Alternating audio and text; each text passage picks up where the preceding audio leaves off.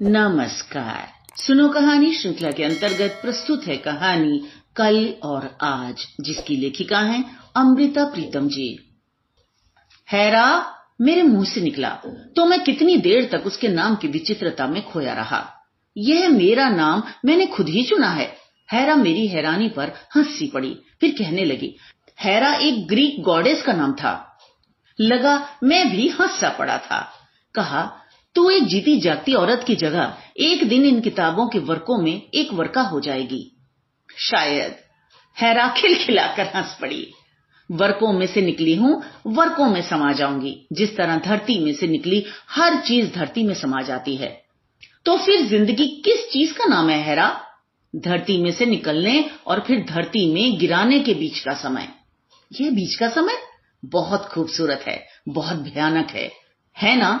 लगता है इस समय की तकदीर को हजारों बरस पहले धरती और अंबर ने कल्पित कर लिया हो, पर अंबर ने उसकी भयानकता को सोचा और धरती ने उसकी खूबसूरती को। किस तरह? यूरेनस अंबर था, गाया धरती। उनके घर जो भी बच्चा जन्म लेता, यूरेनस उसकी जिंदगी की भयानकता से डरता, फिर उसे गाया की कोख में दबा देता। पर गाया की कल्पना बड़ी रंगीली थी।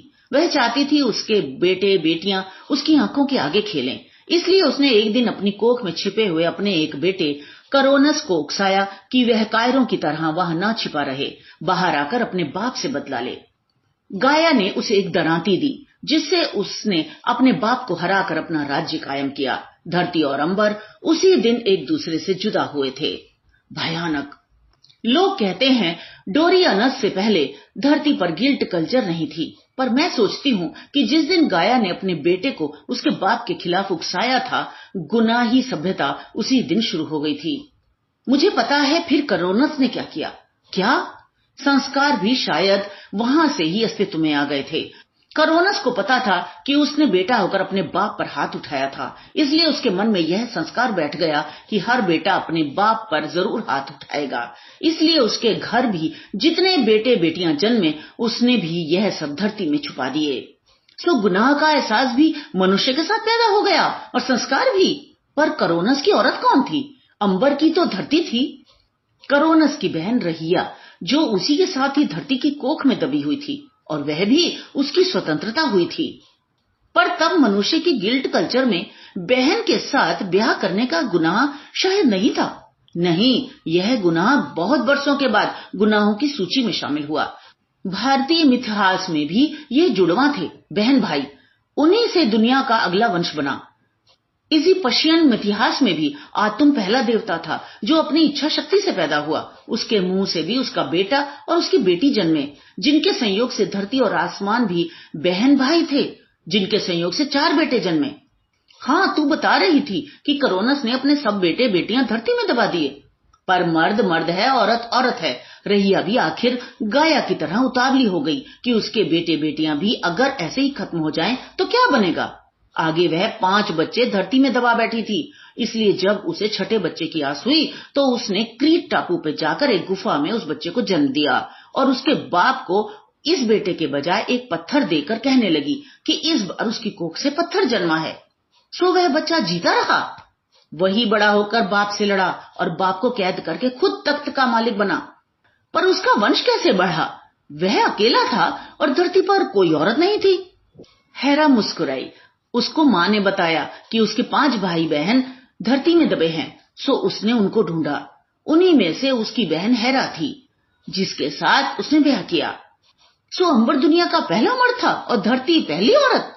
ग्रीक बोली में यूरेनस और गाया। हाँ, हिब्रू में धरती को अधमा कहते हैं, इसलिए धरती के पहले बेटे का नाम आदम हुआ।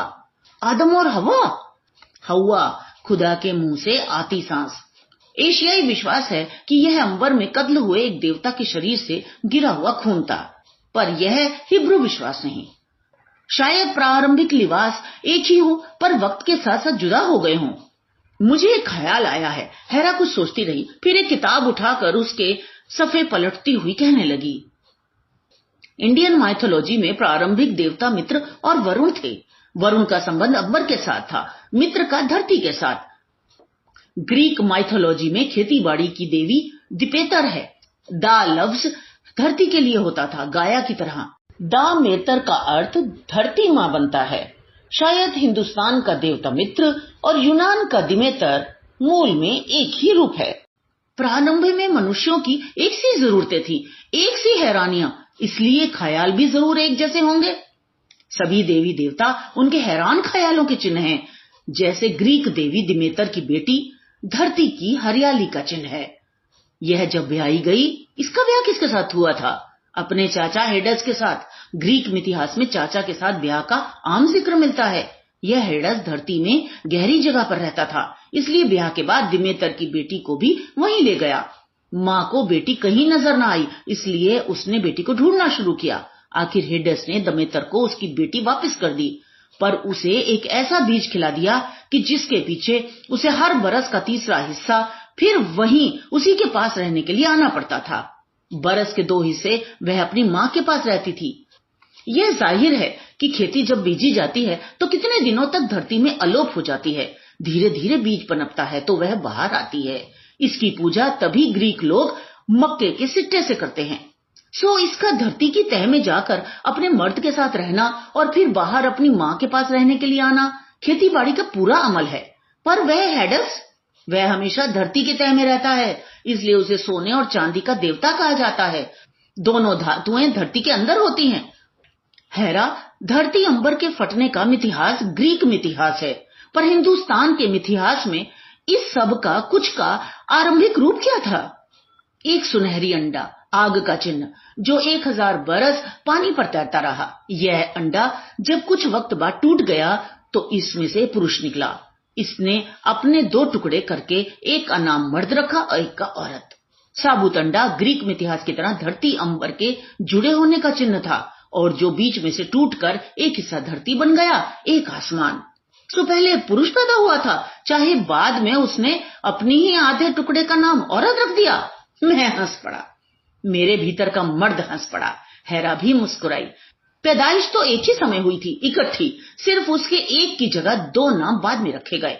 इसे इस तरह भी कहते हैं कि उगते सूरज में से एक जोड़ा पैदा हुआ था, यम और उसकी जुड़वा बहन यमी। यही मनुष्य जाति के आदि माँ और बाप थे।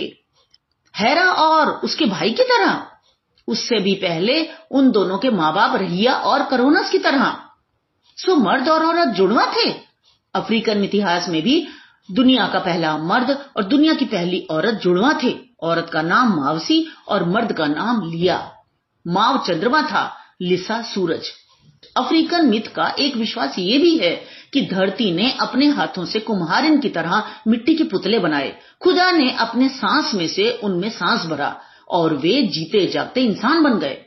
मुझे लगा मेरे जिस्म में मेरा खून रेंग रहा था, मेरे सांस मेरे होठों में गर्म हो रहे थे। मैंने जल्दी से पूछा, हेरा, मनुष्य ने जितने देवी देवताओं की कल्पना की, सुख और आराम की तलाश में से, पर सांप, उससे तो शायद मनुष्य को डर और मौत के सिवाय कुछ भी नहीं मिल सकता था। उसकी पूजा क्यों? भारतीय विश्वास है कि शेषनाग पाताल का राजा है। इसके 1000 सिर हैं। 7 पाताल इसके सिर के आधार पर ही खड़े हैं। अफ्रीकन विश्वास है कि धरती अथाह पानी में बह जाती अगर उसके गिर्द एक सांप ने पूंछ को मुंह में पकड़कर और धरती के गिर्द घेरा बनाकर उसको थामा ना होता। ग्रीक माइथोलॉजी में प्रो ग्रीक एक मिथ है और अथना एक माँ देवी थी। यह सदा कुंवारी रही। जिस तरह इसका अपना जन्म एक देवता के माथे में से हुआ था, उसी तरह एक सांप, इसका बेटा, इसकी कोख में से जन्मा। यह जरूर गुनाही सभ्यता से पहले की बात होगी। मेरे जिस्म का रोम रोम बोल पड़ा।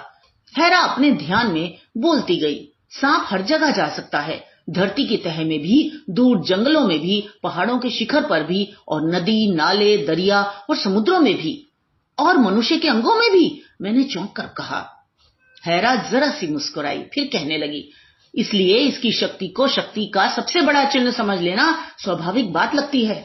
इसकी राह में ना धरती रुकावट बनती है, ना पर्वत, ना समुद्र, और ना समय, ना उम्र। मैं अपने अंदर रेंगते खून से अपने अंग अंग में चढ़ते एक खुमार में कुछ मदहोश सा हो गया। हेरा को अपनी बाहों में कस लेने के लिए मैंने तड़प कर अपनी बाहें पसार दी, पर हेरा जल्दी से पीछे हो गई और एक किताब की एक जिल्द को उठाकर उसके अंदर चली गई। 4000 वर्ष पहले, मिथिहास के अनंत वर्कों में एक वर्का। हेरा की खुली आंखें मेरी तरफ देखे जाती हैं। मैं अपने प्यासे होठों से उसके होठों को देखता हूं। खुदाया, उसके होठों में सांस क्यों नहीं आता? तू कहां चला गया? अपने सांस में से उसके अंदर सांस क्यों नहीं भरता? सामने कागज का एक वर्का मेरे जिस्म की तरह कांप रहा है। यह शायद धरती में से निकलने और फिर धरती में समाने के बीच का समय है। खूबसूरत, भयानक। तो ये तो थी कहानी। मुझे आशा है आपको पसंद आई होगी। इसे लाइक करें, दोस्तों के साथ शेयर करें और सब्सक्राइब करना बिल्कुल ना भूलें। तो मिलते हैं अगली कहानी में। धन्यवाद।